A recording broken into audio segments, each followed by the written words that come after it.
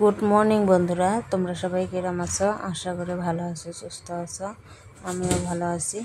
এই যে সকালবেলা উঠিয়ে আমি গ্যাসটা মুছলাম। আজকে হচ্ছে বৃহস্পতিবার, থালা বাসনগুলো কালকে ধুয়ে রাখছিলাম। এই যে এখন ঘরটা ঝাড়ু দিয়ে আমার কুপোষণায় যে দরজার সামনে আমি করলাম ধোলা উঠছে এই দিকে যা ওই দিক থেকে গেলে। এখন আমি ঘরটা ঝাড়ু মারার পর আমি ঘরের কিছু অল্পটুক জায়গা আমি মুছবো, আর আধাটা কালকে মুছে রাখছিলাম, আজকে আধা মুছবো। এখন আমি বারান্দাটা ঝাড়ু মারলাম, যখন মুছতেছি গোবর আর মাটি দিয়া। ঘর মোছা আমার হয়ে গেছে। এখন আমি কিছু কৌটা ধোবো। কিছু কৌটা ধোয়ার পর কী করে দেখতে থাকবো পুরো ব্লগটা।